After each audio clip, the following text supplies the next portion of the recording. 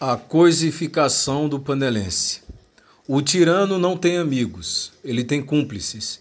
E quando se reúne com seus servos, não faz associação, elabora conspiração. Essas reflexões sobre tirania e servidão voluntária não são minhas. São de um humanista e filósofo francês chamado Étienne de la Boétie.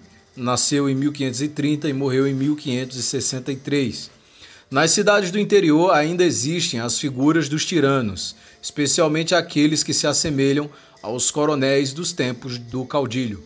Hoje, utilizam as prefeituras para dar e tirar das pessoas o seu sustento, mantendo assim essas pessoas sob seu chicote e dependentes desse sistema coronelista, acabam se submetendo aos desmandos e tornando-se cúmplices do projeto criminoso de perpetuação no poder.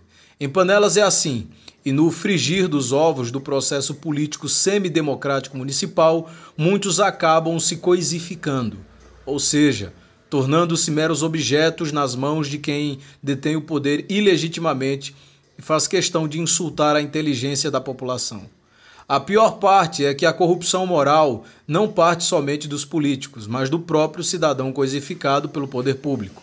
Ou seja, o próprio cidadão que sabe que é utilizado como instrumento eleitoral para a manutenção do poder do déspota coronelista, aceita sua condição de instrumento, se contenta com uma parcela do benefício e defende bandeira das facilitações com unhas e dentes. Até mesmo os professores, que foram tão humilhados, tanto pelo ex-prefeito quanto pela atual governanta, foram convocados para visitar os alunos e dar aulas em casa, correndo o risco de ser contaminado, de contaminar e de disseminar o famigerado coronavírus de casa em casa, de família em família, etc.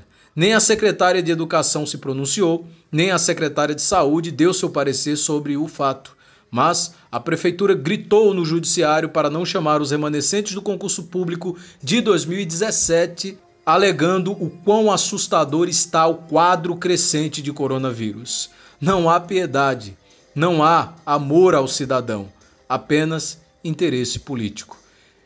Recentemente, e talvez uma das imagens mais vergonhosas, foi publicada numa página do Facebook por uma funcionária com a turma de outros 5 funcionários, tudo indica, dizendo que a turma do 15 estava promovendo tal ação. Vejam que não havia alusão a funcionários trabalhando pelo povo, mas sim a turma do 15. Uso indevido da máquina pública pelos dirigentes, mas o que se diz sobre o funcionário que se presta a esse papel? Nada.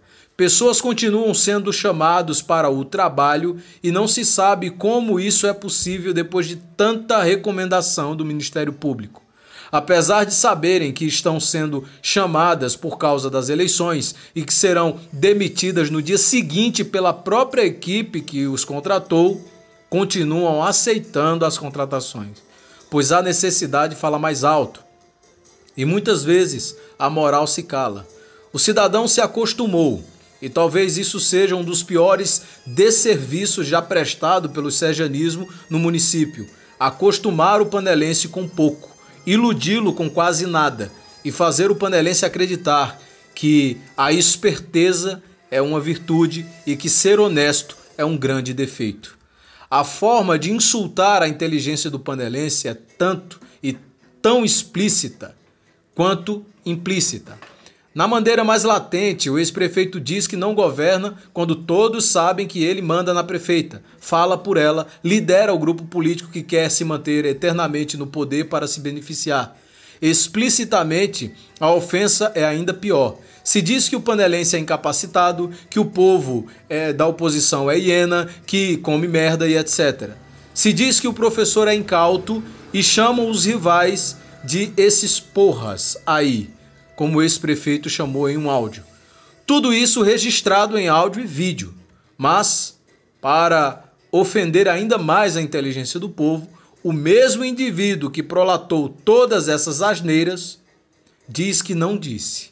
A covardia tem nome e sobrenome, e ela aparece a cada 4 anos com obras em todo o município, tentando apontar para uma falsa ideia de desenvolvimento. O ano de 2020 está sendo emblemático, pois até na Cabanos, Rádio Comunitária Pandelense, o ex-prefeito participou, algo inédito. Ele já veio várias vezes para a de Cupira, a líder em audiência Agreste FM, e de Cupira mesmo voltou para sua residência em Caruaru.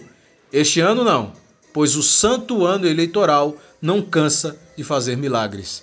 A arrogância foi diminuída no santo ano eleitoral, a prepotência se diluiu, e sob os trapos falsos de uma humildade inexistente, o diabo volta a se apresentar. Mano Brown, dos Racionais MCs, nunca foi tão assertivo quando disse: o diabo oferece dinheiro, conversa com calma, contamina seu caráter, rouba a sua alma e depois te joga na merda sozinho.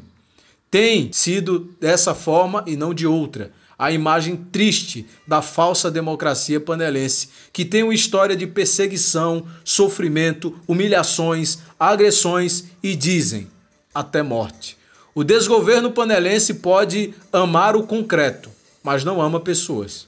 Pois se gostasse de ser humano, investiria mais em professores e menos em prédios novos, pois destruiu muitas escolas no município para construir outras escolas no município, centralizando a educação, dificultando o acesso e prejudicando as novas gerações. As irregularidades estão em todos os lugares. O Ministério Público precisa de reforço e cada cidadão é importante na vigilância e na luta pelos direitos garantidos constitucionalmente e constantemente negados por quem deveria zelar por eles. Pierre Logan, para o site www.panelaspernambuco.com e para o Movimento Cultural.